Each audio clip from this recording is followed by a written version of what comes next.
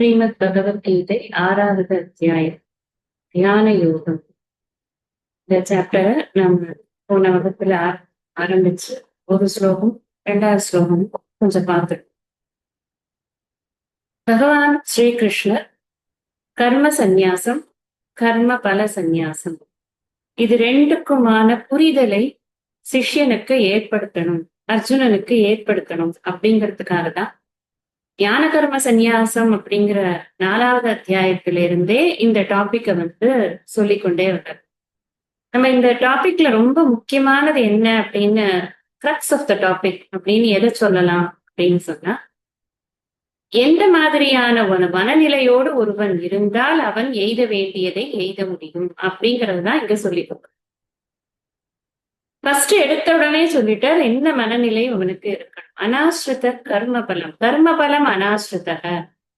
முதல்ல கர்மத்தை, ஒரு காரியத்தை செஞ்சாச்சுன்னா அந்த காரியத்திற்கு என்ன ரிசல்ட் வரும் அப்படின்னு ரிசல்ட் ஓரியன்ட் மைண்ட முதல்ல விடணும் அப்படிங்கறத எடுத்த உடனே சொல்லிட்டேன்.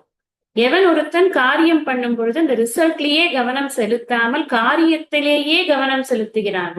நம்ம யோசிச்சு பார்த்தோம்னு சொன்னா, எப்பெல்லாம் நம்ம மைண்ட் ரிசல்ட்ல ஸ்டக் ஆகுதோ அப்ப காரியத்துல கோட்டை விட்டுரும். எப்பெல்லாம் காரியத்துல மாத்திரம் கவனமா இருக்கோமோ அப்ப நம்மள அறியாமையே நம்ம அந்த காரியத்தை ரொம்ப நல்லா பண்ணி அதனால மற்றவர்களிடம் நாம ஒரு ஸ்பெஷலா ஒரு பாராட்டை பெறும்படியுமான ஒரு சிச்சுவேஷன் வரும்.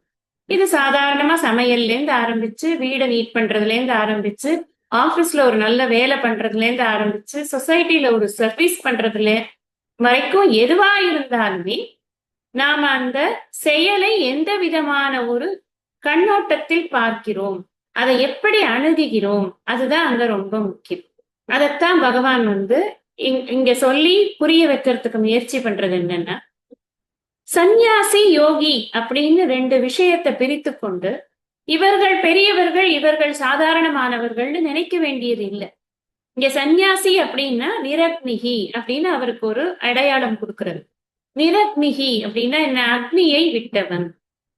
இந்த சந்நியாசம் வாங்கி கொள்ளும் பொழுது அனைத்து விதமான அக்னி காரியங்கள் செய்வதற்கான தகுதிகளையும் அவர்கள் இது ஃபோர்ஃபீட் பண்றாங்க. அவங்க எனக்கு வேண்டாம், இது தகுதிகள் எல்லாத்தையும் நான் விட்டேன் அப்படின்னு அதை மந்திரபூர்வமாக விடுகிறார்.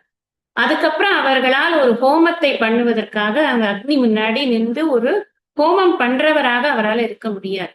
அவர் இந்த சந்நியாச ரிச்சுவல்ஸ்லயே அத்தனை அக்னி காரியங்கள் பண்ணுவதற்கான தகுதியையும் எடுத்து சம்யமம் பண்ணி அந்த அக்னியையே தன்னுடைய ஹிருதயத்துல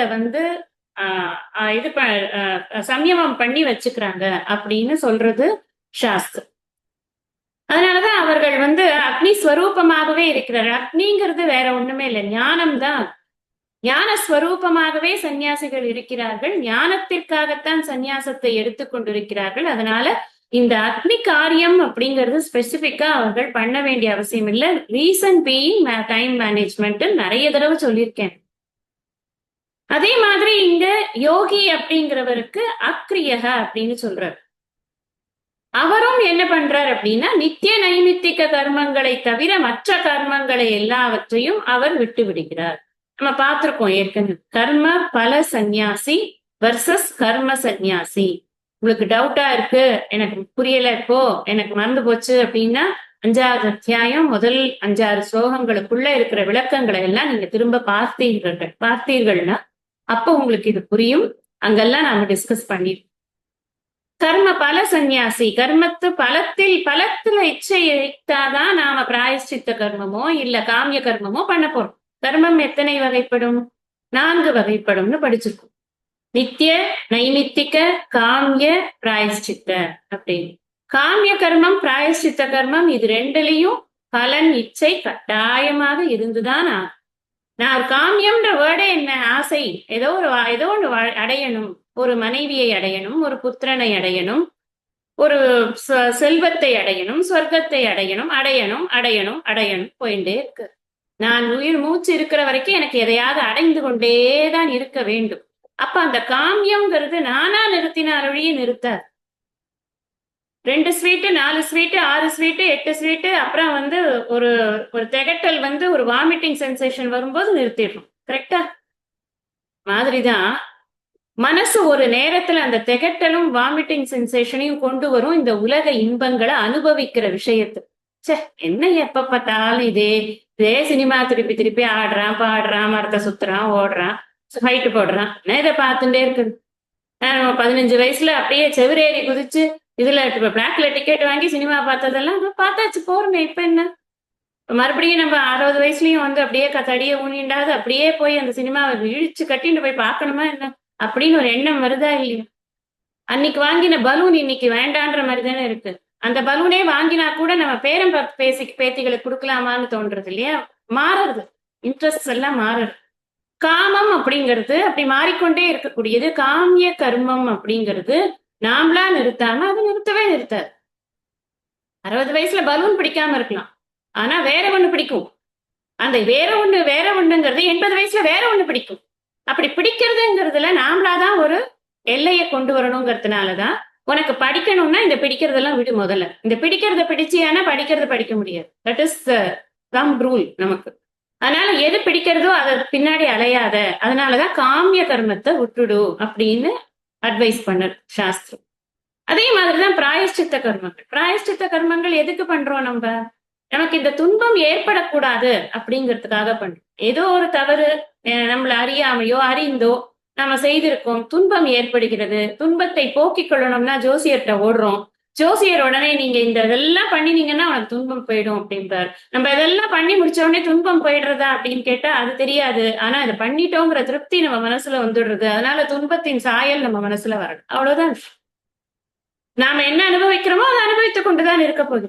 பிராயசித்த கர்மத்தை நீ திரும்ப திரும்ப நீ துன்பம் வேண்டாம் என்று மீண்டும் ஒரு கர்மத்தை செய்யும் பொழுது அதன் மூலமாக உனக்கு ஒரு புண்ணியமோ பாபமோ ஏற்பட்டு அதை அனுபவிப்பதற்காக நீ மீண்டும் மீண்டும் பிறக்கணுமேப்பா. அதனால நீ என்ன பண்ற? பிராயஷ்சித்த கர்மத்தையும் காமிய கர்மத்தையும் விட்டுடு முதல்ல. அப்ப பாக்கி இருக்கிறது என்ன? நித்திய நைமித்திக கர்மம். டெஃபினட்டா அது ரெண்டையும் விடவே கூடாது. As long as you are இந்த இல்லற தர்மம் அப்படின்னு சாஸ்திரம். அதனாலதான் கர்ம பல சந்நியாசி அப்படிங்கிறவர் கர்ம யோகி. இல்லறத்தில் இருந்து கொண்டு பலனை நாடாமல் தன்னுடைய கடமைகளை மாத்திரம் செய்து கொண்டிருப்பவர் கர்ம பல சந்நியாசி. இப்ப இன்னும் நல்லாவே உங்களுக்கு கிளாரிட்டி வந்திருக்கும்னு நான் நம்புறேன்.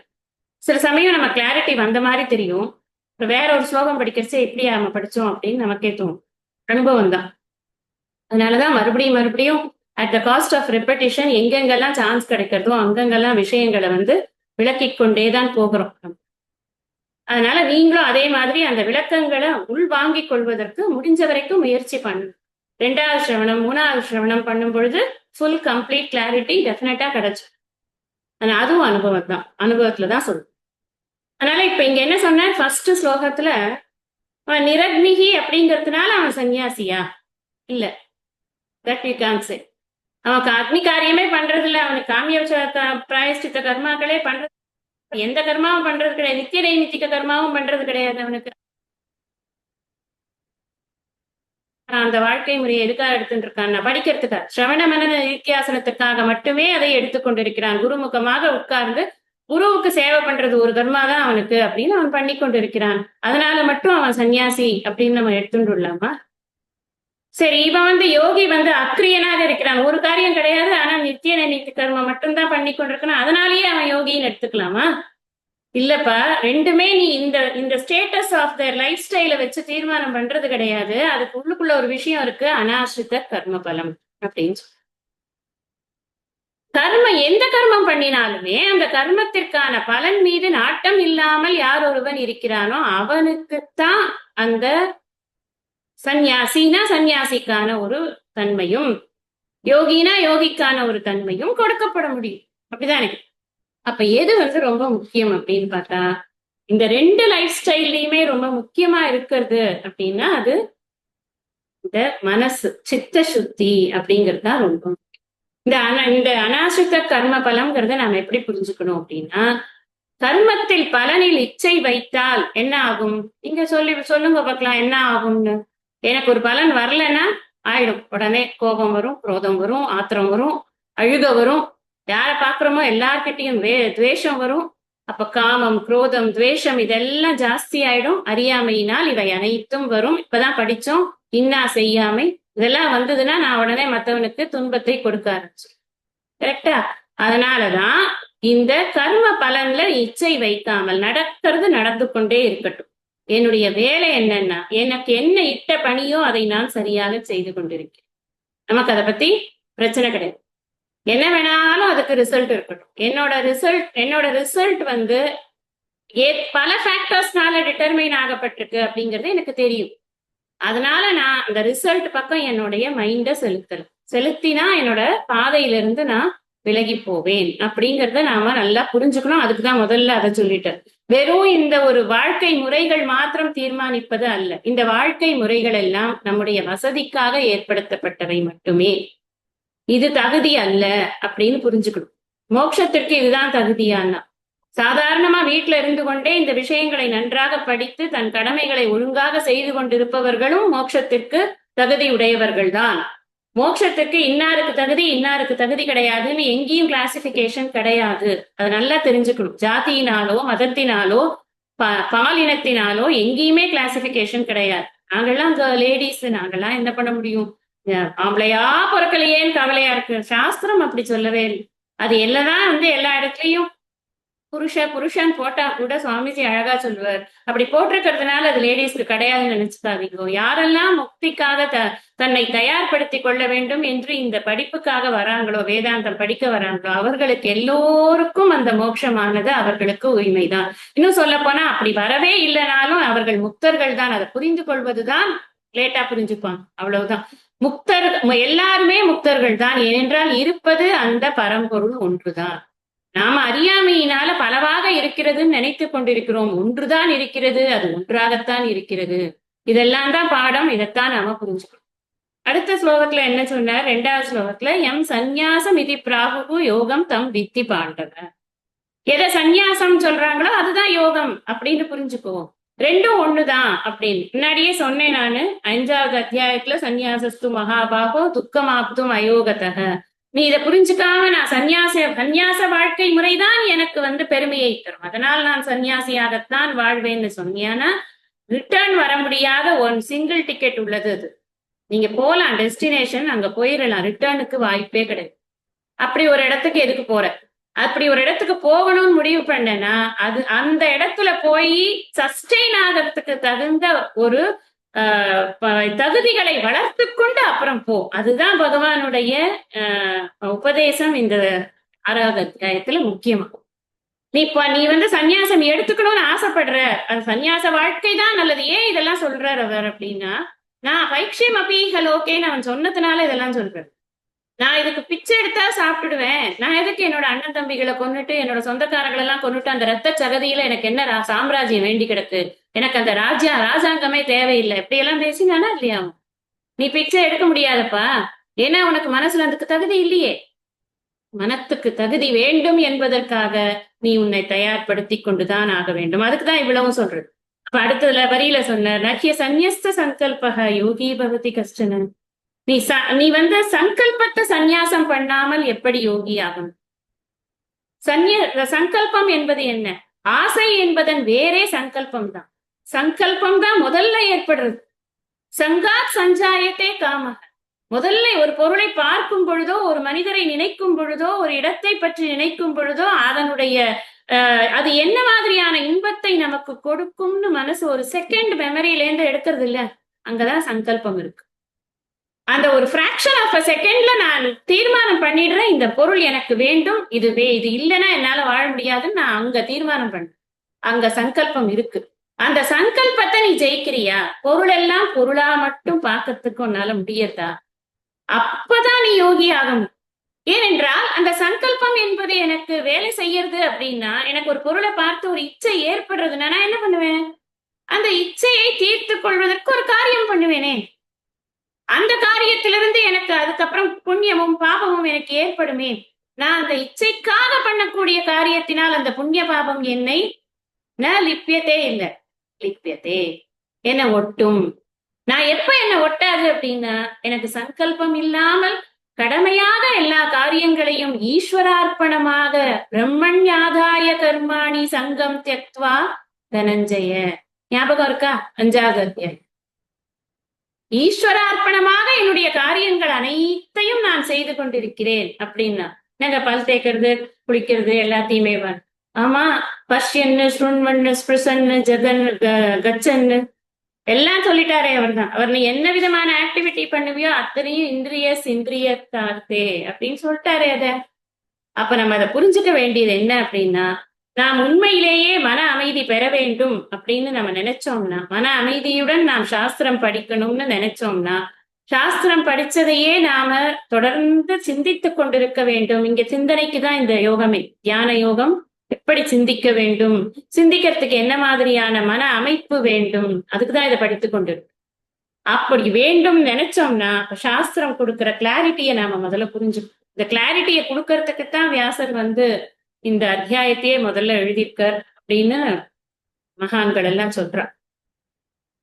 ஏன்னா நீங்க வெறும் உபனிஷத் மாத்திரம் படிச்சா மனசை எப்படி வச்சுக்கணும் அப்படிங்கறதுல அவ்வளவு டீடைலிங்லாம் இருக்காது. கீதையில தான் பகவான் இவ்வளவு டீடைல்டா நம்ம உபனிஷத்துல எல்லாம் நிறைய இது கொடுத்திருக்கு, உபாசனைகள்லாம் கொடுத்திருக்கு.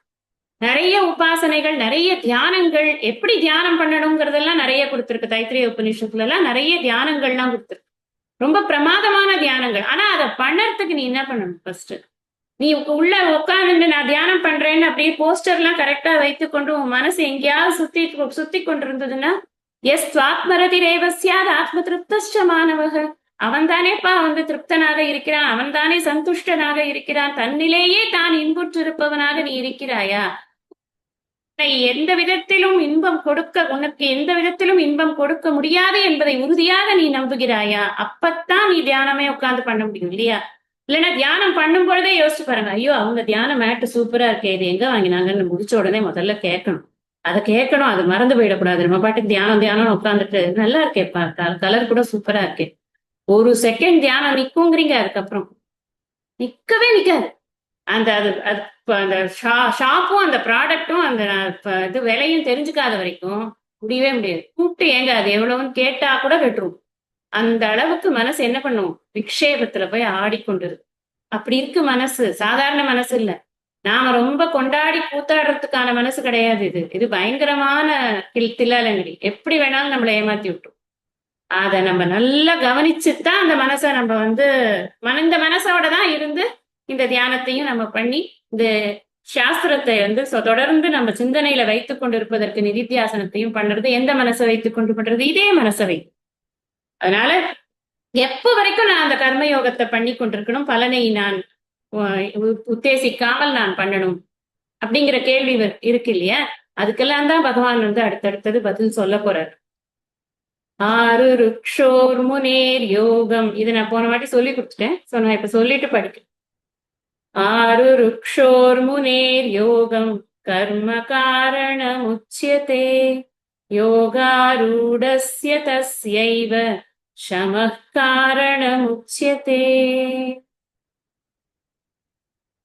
இங்க யோகம்னா திரும்பவும் இதேதான், மன தூய்மை, உள்ள தூய்மையை. நிஷ்காம கர்ம யோகம்னு நீங்க பிராக்கெட்ல போட்டுக்கணும். யோகம்னு சொன்னா நம்ம ஏன் அதை பிராக்கெட்ல கொஞ்ச நாளைக்காவது அதை போட்டுக்கணும்? ஏன்னா நமக்கு நம்ம கர்ம யோகம் அப்படின்னு சொன்னாலே நிஷ்காம கர்ம யோகத்தை தான் பத்தி நம்ம பேசிக்கொண்டிருக்கிறோம்னு நம்ம திரும்ப திரும்ப புரிஞ்சுக்கணும். சகாம கர்ம யோகத்தை பத்தி பேசுறதுல இங்க எந்த ரிலவன்ஸும் கிடையாது. சகாம கர்ம யோகம்ங்கிறத பேசணும் அப்படின்னு சொன்னா அது வெறும் ரிலிஜியஸ் ஆக்டிவிட்டிஸ பத்தி பேசுற போதுதான் அதை பேச முடியும். இங்க எதை பத்தி பேசுறோம்னா ஸ்பிரிச்சுவல் ஆக்டிவிட்டிஸ் பத்தி பேசுறோம். இங்க உயிருக்கு தேவையான விஷயங்களை பத்தி பேசிக்கொண்டிருக்கோம். இந்த உயிர் உண்மையிலேயே என்ன, உடல், உயிர், உணர்வு, இதற்கான சம்பந்தம் என்ன அப்படிங்கறத ஆராய்ச்சி பண்றதுதான் ஸ்பிரிச்சுவல் பிராக்டிஸ். அதனால இந்த இடத்துல நீங்க உங்க நோட்ஸ்ல எழுதிக்கோங்க, யோகம்னு சொன்னா நிஷ்காம கர்ம யோகம். இன் அதர் வேர்ட்ஸ் எப்படி சொல்லலாம்னா கர்ம சந்நியாசத்திற்கான பக்குவத்தை தரக்கூடிய யோகம். கர்ம சந்நியாசம்னா என்ன? ஆசிரம சந்நியாசம், சந்நியாசி உடையில் இருக்கக்கூடியவர், முறைப்படி மந்திரபூர்வமாக சந்நியாசம் எடுத்துக்கொண்டவர், அந்த வாழ்க்கை முறையை எடுத்துக்கொண்டவர், இல்லற தர்மத்தில் இல்லாமல் துறவர தர்மத்தில் வாழ்பவர். அதுக்கான பக்குவத்தை கொடுக்கக்கூடியது எது? இவ்வளவு நேரம் என்ன படிச்சு கொண்டிருந்தோம்? இந்த நிஷ்காம கர்ம யோகம் தான் அதுக்கான பக்குவத்தை நமக்கு கொடுக்கும். அவன் வெறும் அக்ரியனா இருக்கிறது மாத்திரம் இல்ல, அவன் நிஷ்காமமாக கர்மங்கள் செய்து உள்ள தூய்மையை அடைந்திருக்க வேண்டும். ஆருருக்ஷோகோ, ஆருருக்ஷோகோனா அடைய விரும்பும். முனேகே, முனி அப்படின்னாலே நன்றாக சிந்திப்பவன், ஆழ்ந்த சிந்தனையாளன் அப்படின்னு எல்லாம் முன்னாடி அர்த்தம்லாம் பார்த்திருக்கோம். விவேகி அப்படின்னு சொல்றார் பகவத்பாதர். விவேகிக்கு, முனேகே அப்படின்னா விவேகிக்கு கர்ம செயல் புரிதல், காரணம், காரணம்னா இந்த இடத்துல சாதனம் அப்படின்னு, உள்ள தூய்மையை அடைய விரும்பும் விவேகிக்கு செயல் புரிதல் சாதனம் தான் அந்த லைனுக்கு அர்த்தமா. இந்த இந்த இந்த இதுவரைக்கும் பார்த்த பதங்களுக்கான பொருளாகும். உச்சியத்தை, உச்சியத்தைனா சொல்லப்படுகிறது. யோகாரூடஸ்ய, யோகாரூடஸ்ய அப்படின்னா என்ன? இந்த இந்த நிஷ்காம கர்மம் செய்து, கர்மயோகம் செய்து பக்குவப்பட்ட தன்மையை உடையவனான, யோகாரூடனான, தஸ்யைவ அவனுக்குத்தான், ஷமக, ஷமகனா கர்மத்தை விடுவது, துரத்தல், ஷமகனா விடுறது, விடுதல், காரணம் இது உச்சியத்தே, காரணம்னா சாதனம், இங்கேயும் உச்சியத்தேன சொல்லப்படுகிறது. இந்த யோகாரூடனாக இருக்கக்கூடியவன் நிஷ்காம கர்ம யோகத்தை முறையாக செய்து மனது நன்றாக பக்குவப்பட்ட தன்மை உடையவனான அவனுக்குத்தான் கர்மத்தை விடுவது என்பது சாதனமாக சொல்லப்படுகிறது. முதல் இதுல நான் முடிக்கிறச்சே என்ன கேட்டேன், எவ்வளவு நாள் நான் கர்மயோகத்தை பண்றது? நமக்கு கேள்வி வந்துட்டே தானே இருக்கு. எவ்வளவு நாள் நான் பண்றது? பண்ணிக்கொண்டே இருக்கணும்னா இதே நீங்க ஒரு விஷயம் புரிஞ்சுக்கோங்க. எல்லாருக்குமே இல்லறத்துல இருந்து கொண்டிருக்கும் பொழுது பலனை எதிர்பார்க்காமல் கர்மயோகத்தை பண்ணிக்கொண்டே இருக்கும் பொழுது உடனடியாக குரு கிடைக்கிறார், சாஸ்திரம் கிடைக்கிறதுங்கிறது இல்லை. அது உங்களுக்கே தெரியும். நம்ம குரு கிடைச்சாலும் குருன்னு ரெக்கக்னைஸ் ஆறதுக்கே ரொம்ப நாள் ஆகும். அப்படி ரெக்கக்னைஸ் ஆனாலும் நாம படிக்கிறது சாஸ்திரம்னு புரியறதுக்கு கொஞ்ச நாள் ஆகும். சாஸ்திரத்தோடைய பெரிய மேன்மைகள் தெரியறதுக்கு அதுக்கும் கொஞ்ச நாள் ஆகும். அதனால இந்த இல்லற தர்மத்தில் இருந்து இப்ப ஆசிரம சந்நியாசம்னா உங்களுக்கு அந்த கொஸ்டினே கிடையாது. நீ எதுக்கு எடுத்துட்டு இருக்க?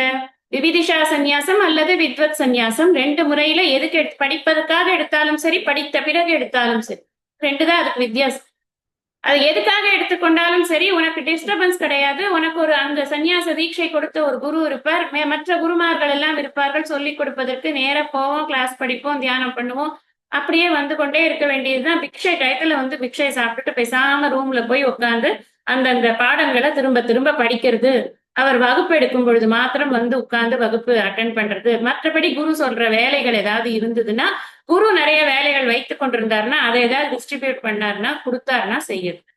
இப்படின்னு ஒரு சன்னியாச வாழ்க்கை ஈஸியா அமைஞ்சிரும் இல்லையா? ஈஸின்னு நான் சொல்றேன், ஆனா அது ஈஸி கிடையாது. பட் அதுதானே வாழ்க்கை முறை. நம்ம வெளியிலேருந்து டெக்னிக்கலி பார்க்கும் பொழுது ஒரு இல்லறத்தில் இருப்பவர்கள்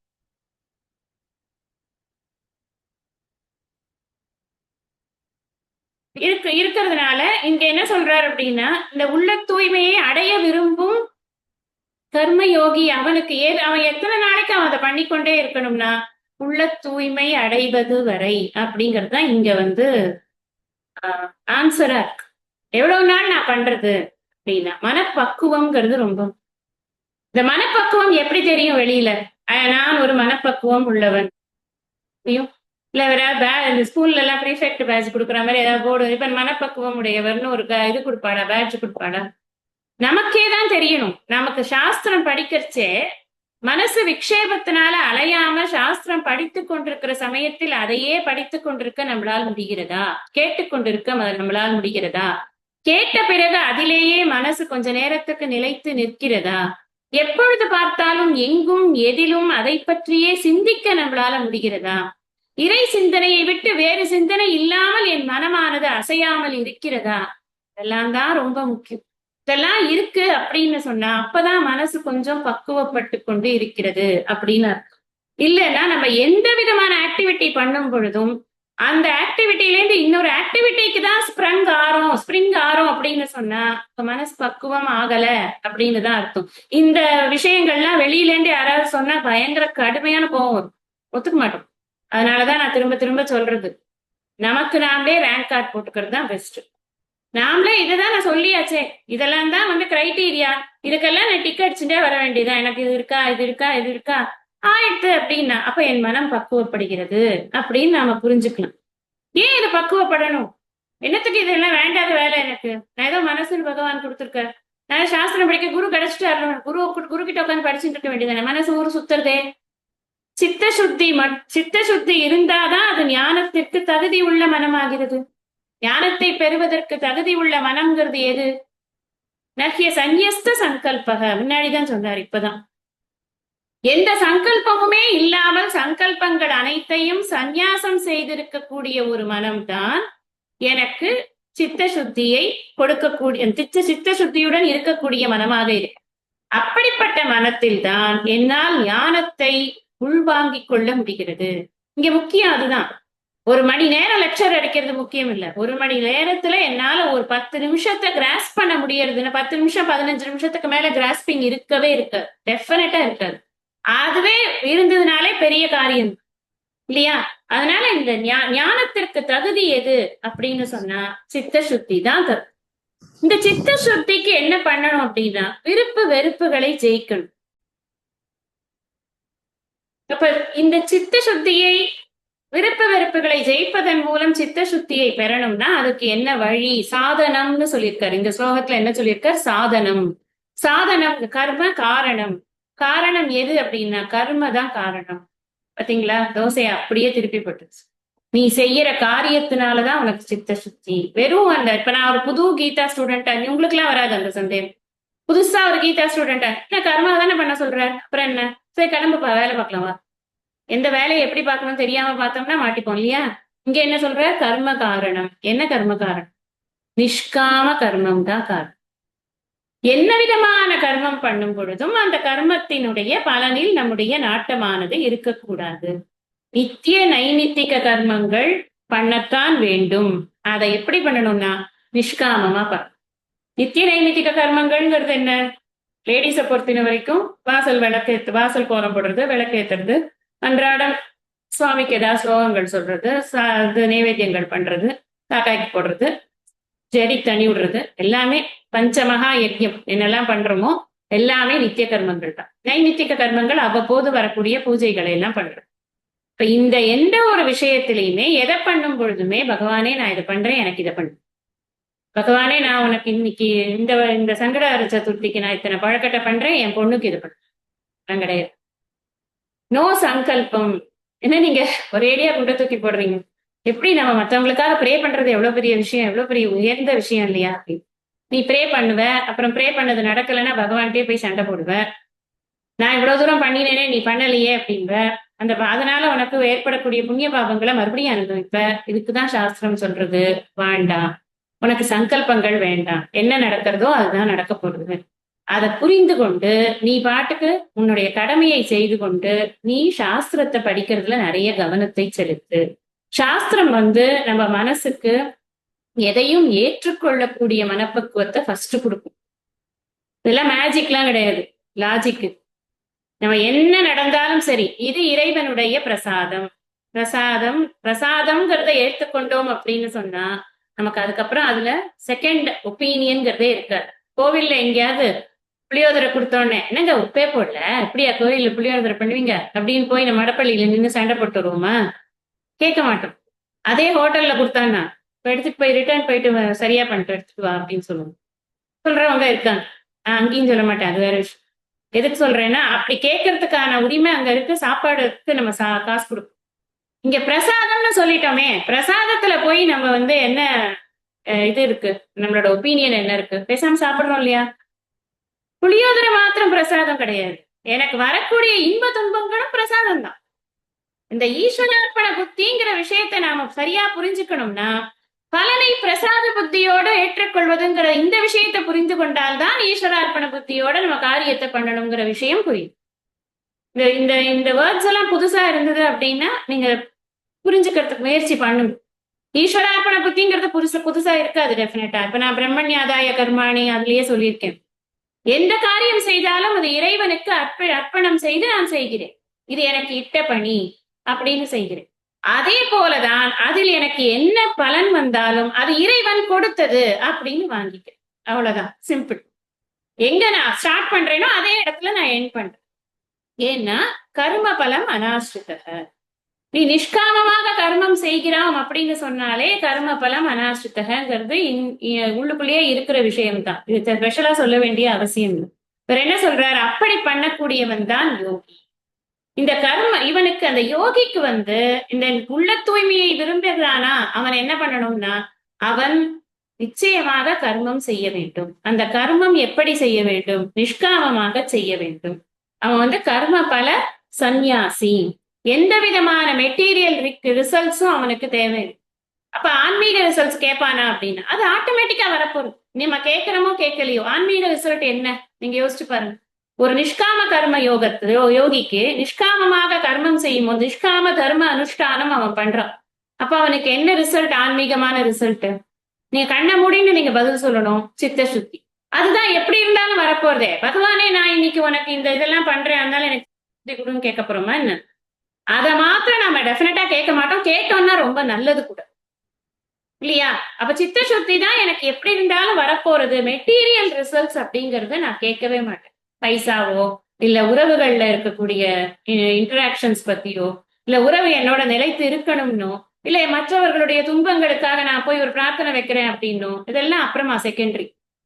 நம்ம அதுக்காக கூட்டு பிரார்த்தனையே பண்ண மாட்டீங்களா? நீங்க ஒண்ணுமே பண்ண அப்படி எதுவுமே நீங்க யார்கிட்டயுமே யாருக்காகவுமே கேட்க மாட்டீங்களா? மற்றவர்களுக்காக தனக்குன்னு கேட்காம மற்றவர்களுக்காக கேட்கறது அப்படிங்கறதுல எந்த பிரச்சனையுமே இல்லை.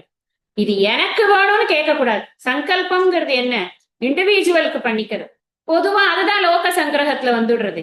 எப்படி இருந்தாலும் மற்றவர்களுக்காக காரியம் பண்றது அப்படிங்கிறது லோக சங்கிரகம்ங்கிறதுல வந்துடுறது இல்லையா? டெக்னிக்கலி ஸ்பீக்கிங் இல்லறவாசிகளுக்கு லோக சங்கிரகம்ங்கிறதெல்லாம் கிடையாது. இந்த லோக சங்கிரகம் டாபிக்கே எங்க வருது அப்படின்னா வித்வத் சன்னியாசிக்கு மட்டும்தான் லோக சங்கிரகம் டாபிக்கே இருக்கு. ஆனா நம்ம அதை கொஞ்சம் எல்லாத்துக்குமே சொல்றோம். யாரெல்லாம் இந்த சாஸ்திரம் படிக்கிறோமோ படிச்சதுக்கு அப்புறமா கூட நாம சில காரியங்கள் பண்றோமே அது ஏன் அப்படின்னு கேட்டாக்கா அதுக்கு காரணம் லோக சங்கிரகம் அப்படின்னு பகவான் சொல்லியிருக்கார் அப்படிங்கிறத நம்ம அங்க எடுத்துக்கிறோம். அது ஒரு பகவான் சொல்லியிருக்கார், நாமளும் எடுத்துக்கிறோம். ஆனா டெக்னிக்கலி ஸ்பீக்கிங் கிடையாது. நமக்கு ஃபுல் அண்ட் ஃபுல் என்ன? இந்த நிஷ்காம கர்ம யோகம் செய்து சித்த சுத்தியை அடைந்து குருமுகமாக சாஸ்திரத்தை படித்து ஞானத்தை பெற்று முக்தியை அறிவது அப்படிங்கிறது தான் நம்மளுடைய வாழ்க்கையுடைய பாதை. அதுலதான் நம்ம இதெல்லாம் பார்த்து கொண்டிருக்கோம். இங்க லோக சங்கிரகம்ங்கிறது ஸ்பெஷல் டாபிக்கா எங்க வந்தது? வரல. ஆனா நம்ம என்ன பண்றோம்னா நம்ம இல்லறத்துல இருக்கிறதுனால எனக்காக வேண்டிக்கோங்க, என்னோட குழந்தைக்காக வேண்டிக்கோங்க அப்படின்னு சொல்லும் பொழுது நான் அதெல்லாம் முடியாதுங்க, நான் வேற ஒரு பாதையில இருக்கேன், இந்த பாதையில இதெல்லாம் கிடையாது அப்படின்லாம் சொல்ல வேண்டிய அவசியம் கிடையாது. சொல்லவும் கூடாது. ஏன்னா அது மற்றவர்களுக்காக செய்யக்கூடிய பிரார்த்தனை டெஃபினட்டா நம்ம பண்ணணும். அங்கேயும் நமக்கு என்ன ஏற்படும்னா சித்த சுத்தி தான் அதிகமாக நம்ம நமக்கான பிரார்த்தனைகளை வைக்காத வரைக்கும் நமக்கு சித்த சுத்தி தான் நமக்கு பலனாக இருக்க போகிறது அப்படின்னு நம்ம புரிஞ்சுக்கணும். அப்ப சங்கல்பம் அப்படிங்கிறது நமக்கு தனிப்பட்ட முறையில கிடையாது. இந்த கர்ம யோகம்ங்கிறத ஈஸ்வரனோடையும் தர்மத்தோடையும் பிளெண்ட் பண்ணாம நம்மளால பார்க்கவே முடியாது. நான் கர்மயோகம் பண்றேன், ஆனா இங்க ஒரு சாமி படம் கூட இருக்கக்கூடாது. இங்க இது எப்படி வேணா பண்ண, நீங்க எப்படி வேணா நடந்துக்கலாம், தர்மத்தை அனுஷ்டானம் பண்ணணும் அவசியம் இல்லை, நான் பலன்ல எல்லாம் எனக்கு நாட்டமே இல்லை, நான் எப்படி வேணா இருப்பேன் அப்படின்னு சொல்றதுக்காக இந்த கர்மயோகத்தை நம்ம சொல்லல. நல்லா புரிஞ்சுக்கணும். ஏன்னா இது கொஞ்சம் ஒரு எட்ஜில் 2 எட்ஜ் நைஃப் மாதிரி இருக்குது. ஒரு எட்ஜில் அது நம்மளையே பதம் பார்த்துட்டு போயிடும். நல்லா புரிஞ்சுக்க வேண்டிய விஷயம் என்னன்னா, பக்தியோடு கூடிய தர்ம அனுஷ்டானம் தான் நமக்கு சித்த சுத்தியை கொடுக்குமே அன்றி பக்தி இல்லாமல் செய்யக்கூடிய தர்ம அனுஷ்டானம் நமக்கு அகங்காரத்தை தான் வளர்க்கும். கர்வத்தில் தான் மாட்டிக்கொள்வோம், மமகாரத்தில் தான் மாட்டிக்கொள்வோம். எங்க சரண்டர் இருக்கோ அங்கதான் நமக்கு சித்த சுத்திங்கிற பேச்சுக்கே இடம் இருக்கு. சரண்டர் இல்லாம நம்மளால சித்த சுத்தியை பத்தி நினைக்க முடியாது. ஈவன் சகாம கர்மமாக இருந்தா கூட சரண்டரோட தான் அதை பண்ணணும். நம்ம இப்ப பேசுறது நிஷ்காம கர்மமாக இருந்தாலும், இப்போ நான் ஒரு வார்த்தைக்கு சொல்றேன், சகாம கர்மமாக நம்ம பலனை உத்தேசிச்சு ஏதோ ஒரு வேள்வி பண்றோம்னா கூட அங்கேயும் நாம சரண்டரோட தான் பண்ணணும். இந்த முனிவர்கள் எல்லாம் ஈஸ்வரனே வேண்டாம், நமக்கு எல்லாம் இந்த இதுவே யாகங்கள் யஜ்யங்களே நமக்கு எல்லாத்தையும் கொடுத்துடும் அப்படின்னு சொல்லிட்டு ஒரு தடவை ஒரு சமயத்துல யாகங்கள் எல்லாம் இறைவனுக்கு அவிர்வாகங்கள்லாம் அனுப்பாம பண்ணிட்டாங்க. அதுக்கப்புறம் அவங்களுக்கெல்லாம் தண்டனை தப்ப உணர்த்தி அவர்களுக்கு சரியான இது போதிக்கணும் அப்படிங்கிறதுக்காக சிவபெருமான் வந்தார் அப்படின்னு எல்லாம் கதைகள்லாம் இருக்கு. அந்த சமயத்துலதான் அவர் மேல மானு அப்புறம் வந்து பெரிய ஒரு யானை அதையெல்லாம் ஏவி விட்டு அவர் வந்து அதை தடுத்து அந்த யானையை கரி உரி போர்த்தவன் அப்படின்னு எல்லாம் நம்ம அவரை சொல்றதெல்லாம் அந்த இந்த ஒரு நிகழ்ச்சி எல்லாம் நடந்த போதுதான். இப்படி எல்லாம் நிறைய படித்தவர்களுக்கே முனிவர்களுக்கே இந்த குழப்பங்கள்லாம் இருந்திருக்கு. அதனால நமக்கெல்லாம் இருக்காதுன்னுலாம் நினைக்க முடியாது. அதனாலதான் சுவாமிகள்லாம் இதெல்லாம் சொல்றாங்க நமக்கு. இல்லைன்னா ஏன் சொல்ல போறாங்க இல்லையா? டைரக்டா வேர்ட் டு வேர்ட் மீனிங்கே போறோம்னு விட்டுடலாம். நம்ம புரிஞ்சுக்கணும். எந்த ஒரு கர்மம் பண்றதா இருந்தாலும் அதுல ஈஸ்வரன் அப்படிங்கிறத முன்னிலைப்படுத்தி மட்டும்தான் நமக்கு இந்த கர்மம் பண்ணணும். நிஷ்காம கர்மயோகம் ஒண்ணுதான் நமக்கு சித்த சுத்தியை கொடுத்து ஞானத்திற்கு இட்டு செல்லும். அதன் மூலமாக மட்டும்தான் நாம் இந்த பிறவி சுழலிலிருந்து நாம விடுபட முடியும். சகாம கர்மமாக இருந்தால் மீண்டும் மீண்டும் பிறந்து பிறந்து இருக்க வேண்டியது. இங்க என்ன சொல்ற?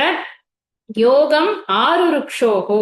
யோகம் ஆருருக்ஷோகோ அப்படின்னு சொன்னா சித்த சுத்தியில் தகுதியை அடைய விரும்புபவன். யோகத்தில்ங்கிறத நான் சித்த சுத்தியில் அப்படின்னு சொல்றேன், நோட் பண்ணிக்கோ. இங்க யோகம்ங்கிறதே ஜஸ்ட் அப்படியே சித்த சுத்தின்னு புரிஞ்சுக்கிறது ரொம்ப சௌக்கியமா இருக்கும் நமக்கு புரியுது. அப்ப சித்த சுத்தியில வந்து நான் ஒரு தகுதியை அடையணும், எனக்கு கொஞ்ச நேரம் இருக்குங்க அப்புறம் இருக்க மாட்டேங்கிறது, ஊர்பட்ட பொறாம வந்து உட்கார்ந்துக்கிறது, மனசுல ஒர்க் பண்ணணும். அழுக்காராமை தினமும் 10 வாட்டி ஒரு அதிகாரத்தை முழுக்க 10 வாட்டி மறுபடியும் மறுபடியும் மனப்பாடம் பண்ணும். ஆனா திரும்ப திரும்ப அது மாதிரி ஒரு 10 நாள் மனப்பாடம் பண்ணணும். அதுதான் நமக்கு பிரிஸ்கிரிப்ஷன். அதுதான் பொறுமையே இல்லையா, பொறையுடைமை. மறுபடியும் 10 வாட்டி அது எல்லாத்தையும் மனப்பாடம் பண்ணி மறுபடியும் மறுபடியும் அதனோட அதிகார விளக்கங்களை கேட்டு கேட்டு கேட்டு கேட்டு அந்த மனசுல வந்து நல்லா உரம் போட்டு நல்லா நச்சு வச்சுக்கணும். அப்படித்தான் சித்த சுத்தியை வளர்த்து சித்த சுத்தியில நமக்கு ஒரு தகுதியை அடைய விரும்பும் சொல்றாரு. யோகம் ஆருருக்ஷோகோ. அவனுக்கு இந்த நிஷ்காம கர்ம யோகத்தை கட்டாயம் பண்ணி கொண்டிருக்கும். நாம வந்து கூட வள்ளுவரையும் சேர்த்துக்கணும். நம்ம நிஷ்காம கர்ம யோகத்தை புத்தி இல்லாத பண்ணினோம் அப்படின்னு சொன்னா அங்க நம்ம மாட்டிக்குவோம் இல்லையா? அதனால இந்த அறிவையும் சேர்த்து கொண்டு புத்தி யுக்தோ யகாதீக உபே சுக்ருத துஷ்கிருதே அப்படின்னு சொல்லியிருக்காருங்க. அதனால புத்தியோட சேர்ந்ததாக இருக்கணும். அறிவோடு சேர்ந்ததாக இருக்க வேண்டும் நாம செய்யக்கூடிய கர்மங்கள் எல்லாம். அவன் தான் யோகாரூடன் அப்படின்னு சொல்றார். தஸ்யைவ அந்த யோகாரூடஸ்ய, அந்த யார் வந்து சித்த சுத்திக்கு நன்றாக தகுதியை பெற்று அவர் அந்த நிஷ்காம கர்ம யோகத்தை நன்றாக செய்கிறாரோ அவருக்கு, அந்த நிஷ்காம கர்ம யோகிக்குத்தான் சமக பரமார்த்த சந்நியாசம். யார் வந்து சந்நியாசம் பண்ணலாம்? இங்க வந்து இந்த ஸ்லோகத்தினுடைய இது என்னன்னா, சந்நியாசம் பண்றதுக்கு எனக்கு தகுதி இருக்கா இல்லையா, இதுதான் இங்க வந்து முக்கியமான விஷயம். யார் சந்நியாசம் பண்றது?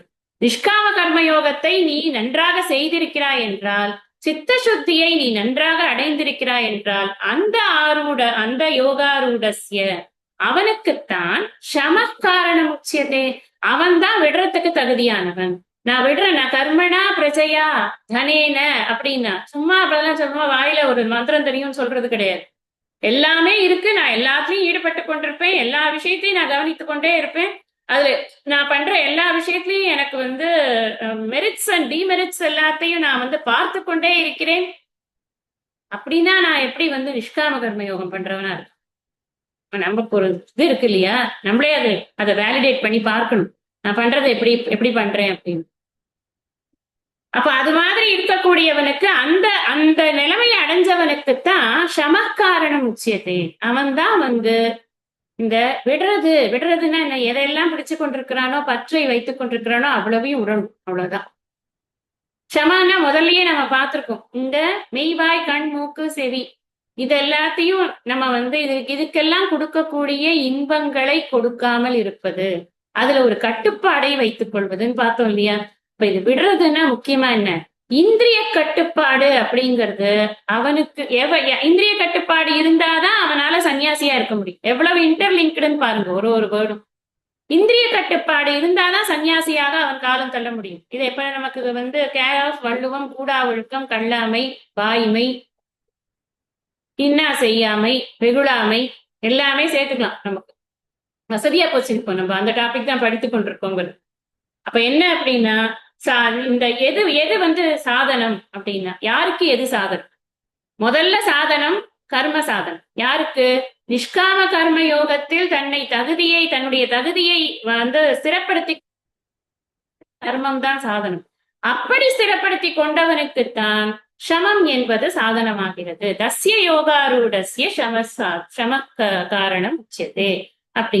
அப்ப இந்த தஸ்ய யோகாரூடஸ்யன்னு சொன்னதுனால அந்த யோகாரூடனுக்கு ஒரு டெபினிஷன் முன்னாடி கொடுத்திருக்கு. அதை பேஸ் பண்ணி தான் இத நம்ம ரெஃபரன்ஸ்ல போட்டுக்கோம். 2வது அத்தியாயம் 51வது ஸ்லோகம்.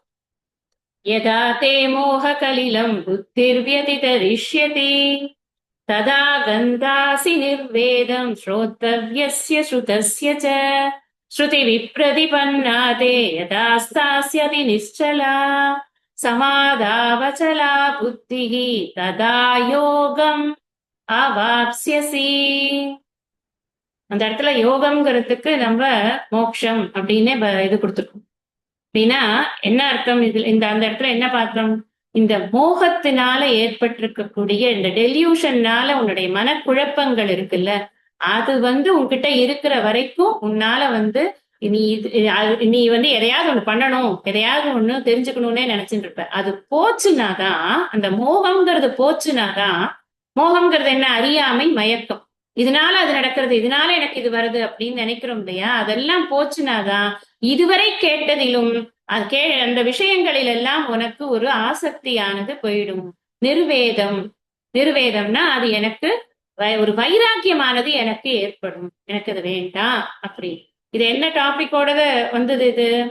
இதோட நீங்க கர்மம் பண்ண பண்ண பண்ண அந்த கர்மம் நமக்கு மீண்டும் மீண்டும் இன்னொரு கர்மத்தை செய்ய தூண்டிக்கொண்டே இருக்கு. எங்க யாமிமாம் புஷ்பிதாம் வாச்சாம்ல இருந்து வந்தாரு.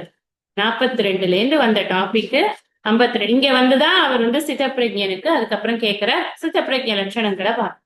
இப்ப சிதப்பிரஜனாக இருக்கணும்னா அவனுக்கு என்ன இருக்கணும்?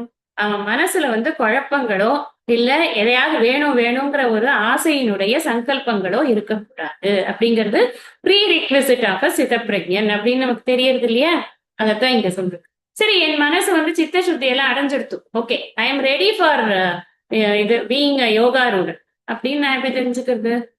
அதுக்கு எனக்கு ஏதாவது ஒரு இண்டிகேட்டர் கொடுங்களேன். எனக்கு அந்த பியூரிட்டிக்கான இண்டிகேட்டர் என்ன, அடையாளம் என்ன அப்படின்னு கேட்டா அதுக்கு அடுத்த ஸ்லோகத்துல சொல்றேன். யதா ஹினேந்திரியார்த்தேஷு ந கர்மஸ்வனுஷஜ்ஜதே சர்வ சங்கல்ப சந்நியாசி யோகாரூடஸ்ததோச்யதே. இந்த மைண்டோட பியூரிட்டி, சித்த சுத்தி அப்படிங்கறத நான் எப்படி தெரிஞ்சுக்கிறது அப்படிங்கிறதுக்கு பகவானே ஒரு விளக்கம் நமக்கு இதை கொடுக்குறாரு. அகைன் மறுபடியும் நான் சொல்றேன், இன்னொருத்தரை ஜட்ஜ் பண்றதுக்கு. இதை நான் படிச்சுட்டேன், எனக்கு பகவான் சொல்லிட்டு அவனை ஜட்ஜ் பண்றேன், இவளை ஜட்ஜ் பண்றேன், அதுக்கு கிடையாது. It is for judging our self அப்படின்னு புரிஞ்சுக்கும். யதாஹி எப்பொழுது ஒருவனுக்கு இந்திரியார்த்தேஷு புலனின்ப பொருட்களில் ந அனுஷஜ்ஜதே நாட்டம் இல்லையோ, கர்மசு அதற்குரிய செயல்களிலும் ந நாட்டம் இல்லையோ, அங்கேயும் அனுஷஜ்ஜதேவ சப்ளை பண்ணி நாட்டம் இல்லையோ, சர்வ சங்கல்ப சந்நியாசி அத்தகைய மனப்பக்குவத்துடன் கூடிய அனைத்து சங்கல்பங்களையும் துறந்தவன், ததா அப்பொழுது யோகாரூடக தியானத்திற்கு தகுதி உடையவன் உச்சியத்தே என்று கூறப்படுகிறான். பாருங்க, இன்னும் ஏற்கனவே அதைத்தான் சொல்லிக் கொண்டிருக்க. சங்கல்பம் இருக்கக்கூடாது, நஹ்ய சந்நியஸ்த சங்கல்பக அப்படின்னு அங்க சொல்லியிருக்க. அகெயின் அதை ரிப்பீட் பண்றாருன்னா நம்ம ஒரு விஷயம் புரிஞ்சுக்கணும். இத ஒரு தடவை சொன்னா நமக்கு புரியாதுன்னு பகவானுக்கு தெரியறதுன்னு புரிஞ்சுக்கணும். நமக்கே நம்மளோட லைஃப்லயே நம்மளே பார்க்கலாம். ஒவ்வொரு வாட்டியும் நம்ம சறுக்கும் பொழுது அதனுடைய ஃபர்ஸ்ட் ரீசன் என்னவா இருக்கும்னா, நாம ஏதோ ஒரு விஷயத்துக்காக ஆசை சறுக்கிறதுனா, நாம ஒரு துன்பத்தையோ இன்பத்தையோ அனுபவிக்கிறோம்னு வச்சுக்கோங்க. எஸ்பெஷலி இன்பம் அனுபவிக்கிறச்ச யாருமே ரீசனே கேட்க மாட்டோம். எனக்கு ஏன் இந்த இன்பம் வந்தது, பகவான் எனக்கு எதுக்காக இன்னைக்கு இவ்வளவு ஹாப்பினஸ் கொடுத்தாரு, இன்னைக்கு காத்தால நான் 5 hours ஹாப்பியா இருக்கேன், யாராவது சொல்லியிருக்கோமா? சொல்ல மாட்டோம். ஒரு துன்பம் ஒரு நிமிஷம் வந்துட்டா போறோம், பகவானே ஏன்தான் என்ன இப்படி சோதிக்கிறியோ. நம்ம மனசுல என்னன்னா, நான் சோதனைக்கு உட்படுத்த வேண்டாத தூய பரம்பொருள்ங்கிறது ஏற்கனவே இருக்கு. இன் சம் ஃபார்ம் நம்மளுக்கு we should not be given any துன்பம் அப்படிங்கிறது இருக்கு. அதனாலதான் துன்பத்தை நம்மளால தாங்க முடியாது. இன்ப பொருளாகவே நாம எப்பொழுதும் நம்மை அறியாமலேயே உணர்ந்து கொண்டுதான் இருக்கிறோம். அதை சொல்லி சொல்லி புரிய வைக்க வேண்டியதா இருக்கு. அடே, நீ ஏன் துன்பத்தை நீ பெருசா நினைக்கிற, அப்படின்னு நம்ம சொல்ல வேண்டியதா இருக்கு. இங்க பார்த்தோம்னா இங்க புலன் இன்ப பொருட்களில் நாட்டம் இல்லையோ அப்படிங்கிற இந்த பொருட்கள் என்ன, உங்களுக்கு நான் அதை எக்ஸ்பிளைனே பண்ணணும்னு இல்லை. எல்லா பொருளும் புலன் இன்ப பொருள் தானே. இந்த கண்ணுக்குள்ளது, காதுக்குள்ளது, மூக்குக்குள்ளது, நாக்குக்குள்ளது, இந்த தோலுக்குள்ளது. எனக்கு ஏதாவது ஒரு எங்கேயாவது போனான்னாக்க எப்படி இருக்கும் அந்த ஹோட்டல்? கொஞ்சம் கிளீனா இருக்குமா? ஸ்மெல் எல்லாம் வராது இல்ல? அந்த பாத்ரூம்ஸ் எல்லாம் நல்லா நீட்டா இருக்குமா? நல்லா கிளீன் அட்மாஸ்பியரா? ஷீட்ஸ் எல்லாம் நல்லா இது பண்ணிருப்பாங்களா? பெட் எப்படி இருக்கும்? ரொம்ப கடமுடான்னு இருந்தா என்னால உட்கார முடியாது, என்னால படுத்துக்க முடியாது, எனக்கு கொஞ்சம் ஆர்த்ரைட்டிஸ் எல்லாம் இருக்கு, எனக்கு கொஞ்சம் பெயின் எல்லாம் இருக்கு. எவ்வளவு கேட்கிறோம் நம்ம. அதெல்லாம் இன்பம்ங்கிறதுக்காக கேட்கல, பேசிக்காவே நிறைய கேட்கிறோம்னு வச்சுக்கோங்க. இது கேட்கறதெல்லாம் எதுக்காக? ஒவ்வொரு புலன்களுக்காக தான். இது நல்லா கட்டாந்தரையில படு, நல்லா கரடு முருடன் இருக்கும், அடியில நல்லா கல்லுக்கல்லா போட்டிருப்பாங்க, அதுலதான் நீ படுக்கணும். ஒரே ஒரு பெட்ஷீட் மெல்லிசா தரேன், அதை விரிச்சு படுத்துக்கோன்னா நல்லா இங்க வந்து வலிக்கும், நான் பரவாயில்ல படுத்துக்கிறேன், நான் படுத்துக்க போறோம். தோல் வந்து அடிபடுமே அப்படின்னு அந்த தோலின் இன்பம் நமக்கு தேவைப்படுகிறதா இல்லையா? மெல்லிய அது ஒரு மென்மையான இது வேணும், தேவைப்படுறதா இல்லையா? அது மாதிரிதான் ஒருத்துக்கும் நீங்க சப்ளை பண்ணிக்கோங்க. சொல்லிட்டே இருந்தேன்னா இதுவே இன்னைக்கு கிளாஸ். அப்ப வந்து இந்த ஒரு புலனுக்கான இன்பங்களுக்கும் எனக்கு நாட்டம் இருக்கிறதா? எனக்கு இந்த இடத்துலதான் நம்ம வந்து இந்த பரமார்த்தாஜியோட இது சொன்னேன்ல, முன்னாடியே சொல்லியிருக்கேன், ப்ரிஃபரன்ஸா மாத்திக்கணும். What ever I like, I should change it to a preference. இது இருந்தா எனக்கு சௌரியமா இருக்கும், பட் இல்லைன்னா ஐ வில் அட்ஜஸ்ட். அவ்வளவுதான். அப்படி மைண்ட அதுதான் முதல்ல மாத்திக்க முடியும். அதுக்கப்புறம் தான் நம்ம வந்து எது இருந்தாலும் அக்செப்ட் பண்றதுங்கிறது அதுக்கப்புறம் தான். ஸ்டெப் பை ஸ்டெப் தான் நம்ம மைண்டை வந்து காம் பண்ண முடியும். எடுத்த உடனே பண்ண முடியாது. நிறைய பேருக்கு, சில பேர் வந்து கஷ்டப்பட்டு வாழ்க்கையில முன்னுக்கு வந்திருப்பாங்க, அவங்களுக்கு கொஞ்சம் ஈஸியா இருக்கலாம். ஆனா சில பேர் வந்து பார்ன் வித் சில்வர் ஸ்பூனா இருப்பாங்க, பார்ன் வித் கோல்டன் ஸ்பூனா இருப்பாங்க. அவங்களுக்கு நீ கஷ்டத்தை வந்து உடனே தாங்கிக்கோன்னு சொன்னா எப்படி தாங்கிக்க முடியும்?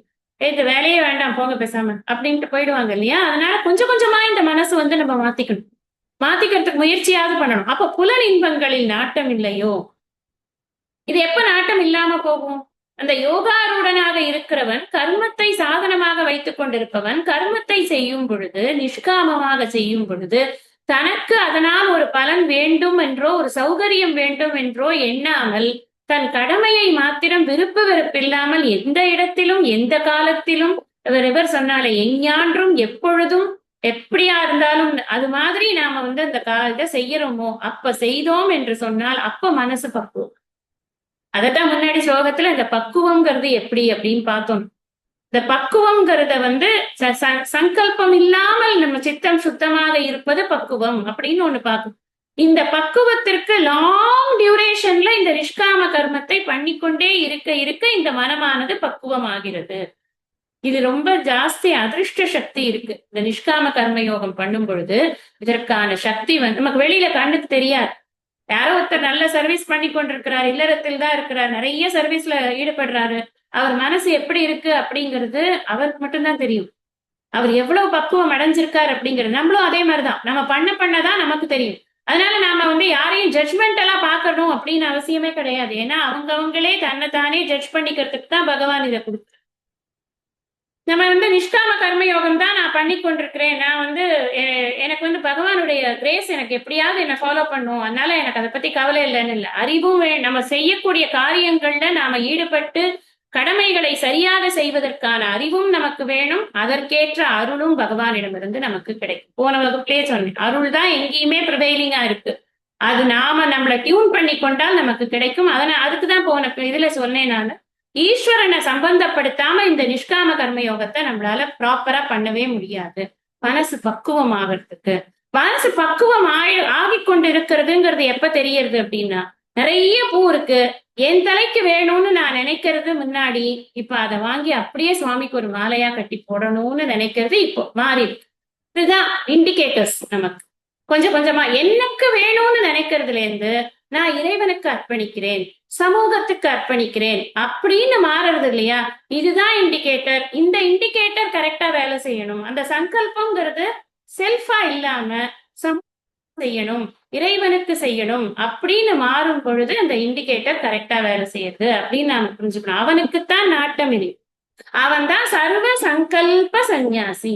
நீங்க சங்கல்பம்னு சொன்னாலே முதல் விஷயம் சங்கல்பம்ங்கிறதுல புரிஞ்சுக்க வேண்டியது, எனக்குன்னு நான் எனக்காக ஏதாவது நான் பண்ணிக்கணும்னு நினைச்சேன்னா, என் சௌரியத்துக்கு, என்னுடைய இந்திரிய சுகத்துக்காக நான் ஒரு காரியத்தை நினைக்கிறேனா, அதுதான் நான் செக் பாக்ஸ் போட்டுக்க வேண்டியது.